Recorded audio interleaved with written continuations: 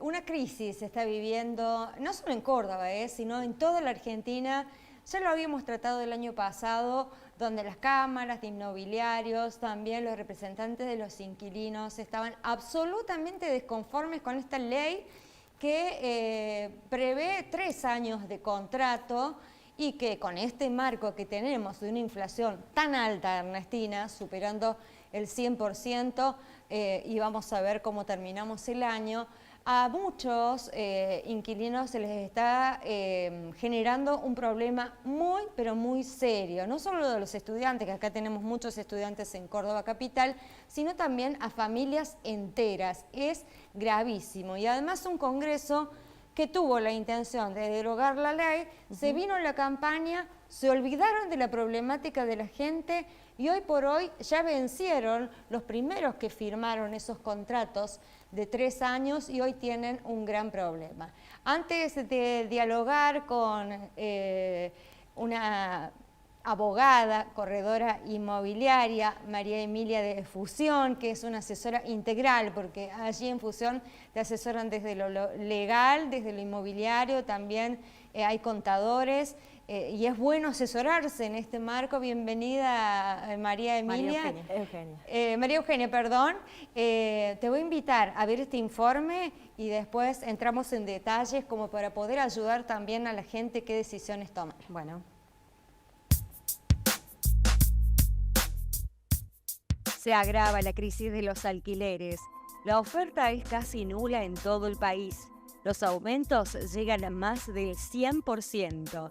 Las cámaras sectoriales sostienen que las opciones son muy acotadas en las grandes ciudades y reclaman medidas de corto plazo para favorecer el acceso a la vivienda. Encontrar carteles de alquiler en el país es una labor que hay que hacer con lupa. Inmobiliarias no llegan a colocar el cartel porque la propiedad se alquila sin necesidad de ofertarse ante la desesperación de los inquilinos que las buscan. Pasan los días y se agrava la problemática para quienes buscan una vivienda porque se les venció el contrato del alquiler o deben mudarse por primera vez. La oferta está en niveles históricos, en un derrumbe sin precedentes en las principales ciudades del país. Y hay gran preocupación en las cámaras del sector inmobiliario, desde donde se reclaman medidas urgentes. Por ahora, no hubo mayores avances ni señales desde el gobierno por la intención de reformular la ley de alquileres sancionada en julio del 2020. Muchos propietarios no volverán a alquilar sus inmuebles por estar disconformes con los acuerdos de 3 años. El drama de la vivienda se complicó como pocas veces y hoy es parte del frente de tormenta que viven los argentinos, con distorsiones también asociadas a las dificultades económicas por alta inflación y el acelerado aumento del tipo de cambio que impacta en los bolsillos de quienes alquilan. Desde el segmento sostienen también el regreso al crédito hipotecario a tasas razonables como un punto que ayudaría a equilibrar el problema del alquiler. En la ciudad de Buenos Aires, hoy la oferta se posicionó en 1.000 departamentos, cuando siempre osciló en los 5.000 departamentos en promedio por mes. La dificultad que tenemos es la continuidad de la actual ley. Resulta indispensable que desde el Congreso se avance con los cambios en el marco legal del mercado de alquileres para tener la oportunidad de que los contratos que se firmen a partir de ahora se concreten en un escenario más propicio, destacó Liotto, presidente del Colegio Profesional Inmobiliario de Buenos Aires. Liotto dijo que la situación es más que caótica. La ley es nefasta, tanto para el propietario como para el inquilino, y también advirtió sobre una situación detectada y que es alarmante. Estamos preocupados porque vemos a 2 generaciones que serán las primeras en jubilarse sin ser propietarios. Vamos a tener jubilados con el ingreso mínimo sin casa propia, destacó. En la capital de Córdoba, la segunda ciudad con más habitantes del país, la oferta es muy acotada y actualmente se calculan menos de 800 departamentos en locación tradicional. Desde el Colegio Profesional de Corredores Públicos señalan que desde mayo del 2021 la oferta se desplomó 32,2% en la capital de la provincia. La ley de alquileres desalentó a los dueños a ofrecer sus viviendas y la mayoría las pasaron a publicar en venta. Desde el sector aseguran que una posible solución en el corto plazo sería volver a contratos de 2 años y ajustes semestrales o trimestrales, que acompañaría más los efectos inflacionarios y eso generaría un equilibrio para propietarios e inquilinos. De esa manera, un propietario no tendría que esperar 1 año para que se le ajuste el valor y no perder ante una inflación que ya trepó a más del 100% interanual. Por ejemplo, en Barrio General Paz, un 2 ambientes se consigue en 130.000 por mes y en Nueva Córdoba, un 3 ambientes está en 170.000 pesos mensuales.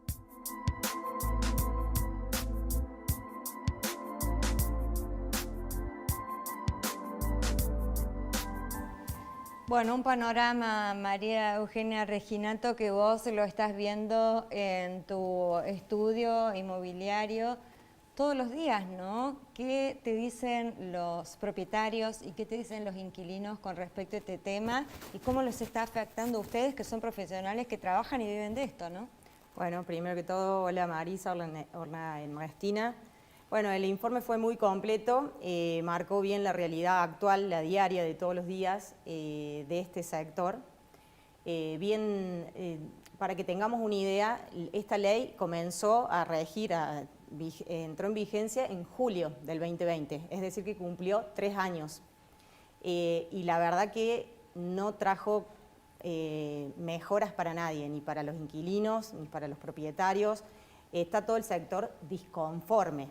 Porque bien como marcaba el informe, venimos de una ley en donde los contratos eran por 2 años, era un plazo más acotado, y esta ley planteó un plazo de pasarlo de 2 a 3 años. Eso en cierta medida benefició un poco al locatario, ya que el locatario podía tener una mayor previsibilidad, mayor estabilidad, y ahí no tan conforme quedaron los propietarios. ¿Por qué? Por la inflación que hay, el nivel inflacionario, el contexto inflacionario que está viviendo nuestro país. ¿Vos creés que quizás esta ley, si fuera en otro contexto de estabilidad, no sería tan grave? No sería tan grave, exactamente. El problema no es la ley en sí, sí tiene algunas fallas técnicas, jurídicas que hay que analizarla nuevamente en forma completa, íntegra yo diría, pero los 2 puntos centrales de esta ley en el contexto de Argentina son que extendió el plazo de 2 a 3 y el tema de los ajustes, algo muy grave que anteriormente los ajustes eran pactados entre las partes o bien como decía el informe, se hacían en forma semestral, trimestral o acuerdo de partes. Sí, y hoy el sueldo no acompaña. Exactamente, pasó a ser un ajuste anual. Entonces, ¿qué es lo que pasó puntualmente? El propietario, para no perder en ese año, por la inflación que estamos teniendo, arranca pidiendo un alquiler muy elevado. Claro. Arranca pidiendo un alquiler muy elevado para poder aguantar todo ese año al inquilino. El inquilino por ahí hace un esfuerzo, ingresa, después él ya, a medida que va transitando el alquiler, llega a estabilizarse, pero ¿qué pasa después? Si no es un inquilino previsor, el aumento actualmente está siendo del 100%, más del 100%. Entonces, de venir pagando 40.000 pesos pasa al doble. Y entonces esto también perjudicó al propietario porque tenía que aguantar esos 3 años en donde si no arrancó pidiendo bien, no le iba a ser rentable. Entonces, ¿qué pasó? Los propietarios sacaron del mercado muchas viviendas y como la ley de oferta y demanda, al haber poca oferta, porque los propietarios sacaron, al no ser rentable los alquileres. Claro, en el informe decía 32,2% menos, algunos hablan de un 40% menos de oferta de alquiler. Exactamente. ¿Por qué? Porque al haber poca oferta, los precios son altísimos, en donde se arranca el alquiler. Claro. Y bueno, esto provocó toda una incertidumbre en ambos lados. Yo te digo que el sector, nadie está conforme con esta ley. Además, te pregunto, María Eugenia, también se ha dado que estos que se han vencido ahora, que han sido los primeros, la mayoría de los inquilinos, según la información que me ha llegado de gente, no quiere renovar. a pesar de que hayan cumplido los propietarios, digo, no quieren renovar a pesar de que los inquilinos hayan cumplido mes a mes, digamos, con el pago, aún así no les interesa renovar. No, porque fue una inflación muy grande que no estaba prevista y la verdad no fue rentable. Por eso es el problema principal. Muchos propietarios sacaron los alquileres, algunos para ponerlos a la venta, que también esto está un poco tranquilo, por decirlo de una forma, el mercado de venta de los alquileres, pero ante algo que no es redituable, digamos, vos lo sacás del mercado, intentás venderlo, pero si el que quiere venderlo es consciente de que tiene que bajarle un poco el precio en el mercado actual. Y si hablamos del tema de las actualizaciones y las condiciones, ¿no? Hablábamos un poco fuera de aire, Eugenia, del tema de qué garantías tiene la persona que alquila, pero y aparte, ¿cómo puede hacer, por ejemplo, un monotributista, que hoy el universo del monotributista antes era la persona joven, la que recién iniciaba, ahora todo el mundo, hay gente de 45, 50 años que son monotributistas, que quizás tienen hasta su propia empresa, pero tienen que hacer un alquiler, tienen que alquilar. Entonces, cuando te hacen el contrato, te dicen, no, tráeme 5 o 6 pedidos, recibos de sueldo. No tenemos, porque la gente que conocemos somos todos monotributistas. ¿Cómo hacemos en ese caso? Bueno, entonces hablo con conocimiento de causa porque soy monotributista independiente. En ese caso, justamente de todo este contexto que estamos hablando, esta incertidumbre hace que el propietario pida mayores recaudos. Entonces, antes te pedíamos generalmente una garantía propietaria, 2 recibos de sueldo, ahora, como bien estás diciendo vos, te piden hasta 5 recibos de sueldo y que el inquilino demuestre ingresos. Cuando sos monotributista ya tenés que recurrir ahí a un profesional, a un contador público que te certifique ingresos y cada vez son más los requisitos, garantías que el inquilino tiene que afrontar para poder llegar a acceder a alquilar una vivienda. Y yo lo veo desde el punto de vista de que está todo el mundo inmerso en esta incertidumbre, que no se sabe qué va a pasar, que el dólar se dispara. Todo es un círculo vicioso, yo diría, que trae todas estas consecuencias. ¿Y cuáles son las garantías más valoradas? O sea, la propietaria, porque he visto yo antes estuve chequeando un poco de todo lo que... hay muchos que piden garantía propietaria, además 2 o 3 recibos de sueldo, y los recibos de sueldo, como dice Ernestina, sí, como que los del monotributo no son tan valorados, y ¿qué es lo que más prefiere el propietario? Y ahí ya me pongo más mi rol de abogada, por ahí es más rápido, más fácil, más ejecutable un sueldo, y por ahí todos sabemos que los empleados públicos gozan de estabilidad que un monotributista no la tiene, aparte que sus ingresos son variables. En cambio, una buena garantía, las inmobiliarias por ahí te piden, sí, si tenés recibos de sueldos de empleados. O sea que en el top 10 de los recibos de sueldo, los empleos públicos son los... Sí, son más valorados. Si traes 2 o 3 sueldos de empleados públicos, seguro que podés lograr un alquiler. Qué locura, Ernestina, ¿no? Eso muestra también la incertidumbre que tiene la actividad privada. Porque si vos tenés recibo de actividad privada o tenés monotributo, estás como entre hilos de coser y por eso también los propietarios no las prefieren, ¿no? A la hora de garantizar, de salir de garante en un contrato de alquiler, se prefiere sí el sueldo de un empleado público. Es la realidad. Y si seguimos, por ejemplo, lo que se veía en el informe sobre los debates en el Congreso y la posibilidad de volver a debatir esta ley y modificarla otra vez, ¿cómo estás viendo que se mueve en ese sentido legislativo? Hace poquito hubo un intento de derogar la ley. En realidad no sé si derogarla entera, porque la ley en sí no está del todo mal. Lo que quieren modificar son 2 artículos, que es justamente el plazo, volverlo de 2 años, como era antes. Ahora lo tenemos con la ley esta nueva, tenemos el plazo de 3, lo quieren volver a 2. Eso por un lado, y por el otro lado el tema de los ajustes. En la economía actual argentina es ridículo pensar un incremento anual, un ajuste recién al año. Es algo totalmente descabellado. Y además para el inquilino, la familia, se le hace mucho más pesado porque la comisión inmobiliaria es sobre el total del contrato, ¿no? Es el 5% del total del contrato. Es el 5% del total del contrato. En sí, ahí ya el plazo sí lo defienden los inquilinos. ¿Por qué? Porque no es lo mismo estar alquilando cada 2 años, en donde cada 2 años tenés que pagar mudanza, las comisiones, las garantías, buscar las garantías, que hacerlo cada 3. Por eso decía que en sí el plazo benefició a los inquilinos. Los inquilinos están conformes con este plazo. Claramente los propietarios no. Al inquilino le logró mayor previsibilidad, saber que va a estar 3 años en un lugar, en cambio el propietario no, y el tema de los ajustes no benefició a nadie, porque como decíamos, el inquilino por ahí empieza a pagar alto, se estabiliza en el transcurso del año, pero después se le duplica el alquiler. Hoy en agosto fue del 109%.